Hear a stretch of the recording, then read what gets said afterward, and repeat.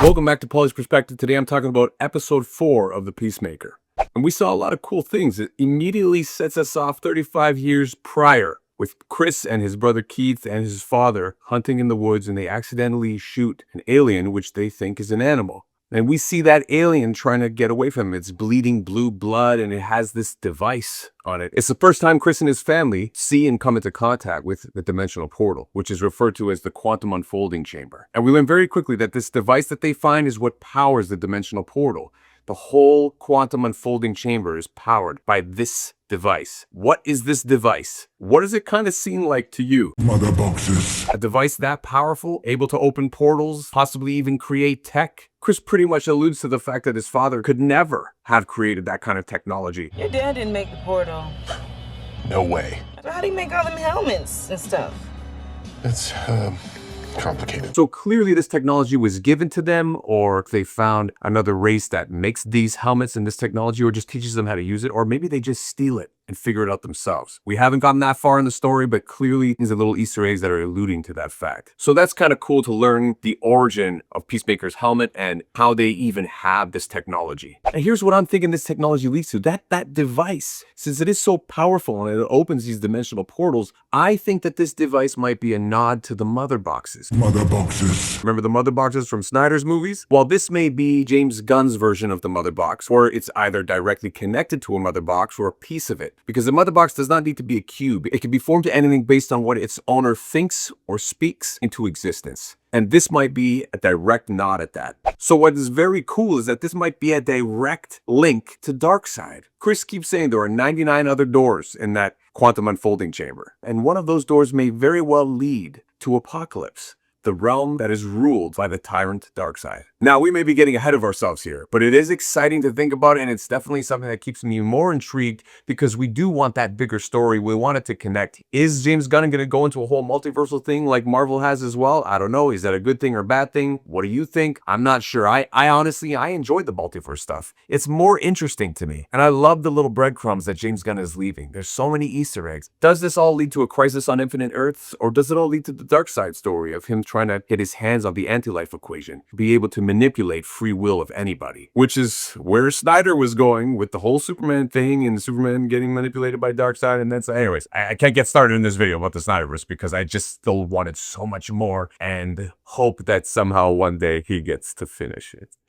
But I am very excited to see where James Gunn takes this, because it's starting to get better for me. There's been speculation about who this frog alien is in the beginning, and it could be one of the bugs of New Genesis. Now, very quick history, Jack Kirby, who is famously known for bringing the Fantastic Four to popular culture, left Marvel and started working with DC. And one of the first things that he started writing was a comic called The New Gods. Now, this is about two planets. One of them is a beautiful utopia inhabited by the new gods, and the other is a hellscape realm ruled by the tyrant DARKSEID. See where I'm going with this? Now, the new gods in New Genesis used mother boxes to be able to create things that they would think and say and be able to travel the multiverse, create boon tubes, as they call them, to different dimensions. And that's exactly what we're seeing here in Peacemaker. So that technology could very well be from that storyline, from those comics. And James Gunn is doing a very good job of kind of piecing this all together. Even more so, it makes me believe that this road is going to lead to DARKSEID. And we're going to get some of those hints very, very soon, I feel. As I said in my last video, James Gunn also said this is a direct prequel to Man of Tomorrow. So we are absolutely, I'm sure of it, going to see David Cornsweet show up in this series at some point.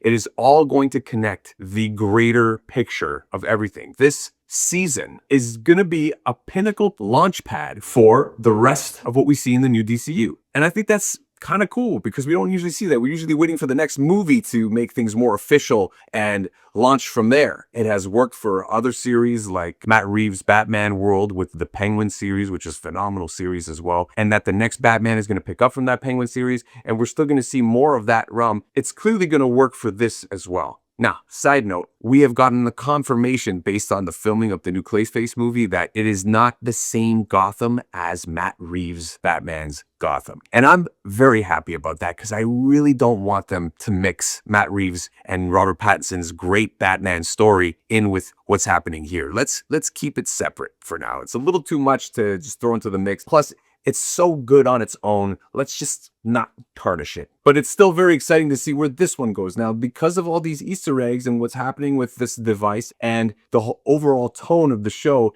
I think it makes it much more intriguing to see what happens with this universe and whatever he does with his Batman and the whole Bat family and where we see it all connect. So as far as Amelia Harcourt goes, we know that she's been blackballed by Amanda Waller of getting a job with any agency. She's acting up, her therapy is going, getting into bar fights. We still are waiting to see that story kind of come around with Chris and her and what's been going on there, because we've learned that Chris has killed who she was in love with, which was Rick Flag of the Prime Universe, which is a cool twist in itself. But we're also seeing Chris connect so well with the Harcourt of the other dimension. Now, what we've also seen is that Chris keeps saying that it's the best dimension ever. We see Chris finally confiding in Leota about this dimension and what's been going on. He admits to killing his other self in that dimension and to the whole mess that he's created, which is a very funny scene between them, by the way. Great banter back and forth. Awesome acting. Now, with this best dimension ever, we're still waiting to see what the catch is, but I'm sure there's something gravely wrong with it, because the grass is not always greener on the other side. It's green where you water it. That's the whole moral of this story.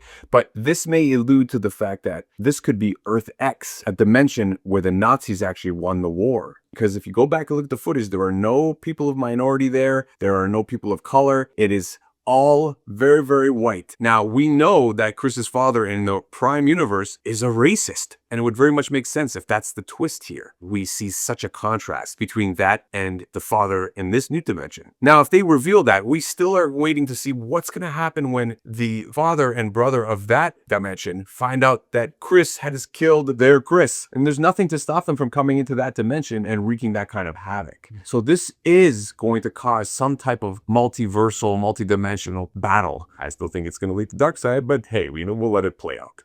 We got a lot of great comedic scenes in this. The actors are fantastic with their natural banter and chemistry, and I'm sure they improvise a lot of that. Remember that time you smashed my car with a truck? Snuck up behind me and hit me in the head with a tire iron? Yeah, why? Scary. Judo Master is still fun. I think all the scenes are funny. It's fun to watch him and Chris kind of go at it. Chris can pick him up with one arm and throw him around. And it is entertaining to watch. Where that leads, I'm not sure. I haven't looked up in the comics where the Judo Master story goes, but it's a silly little B character that I think works for some comedic relief. What is his importance to this story? I really don't care.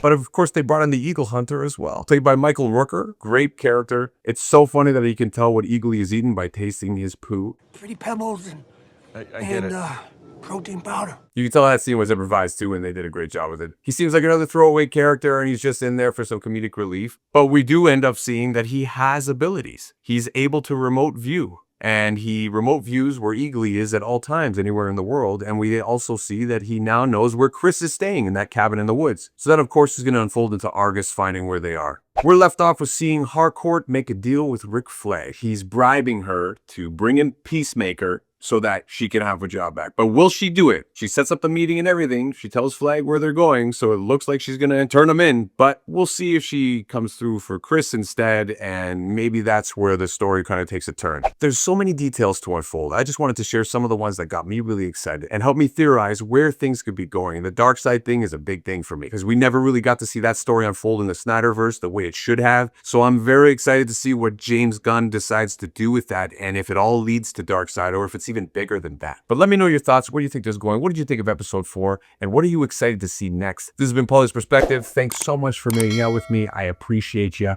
I'll see you in the next one.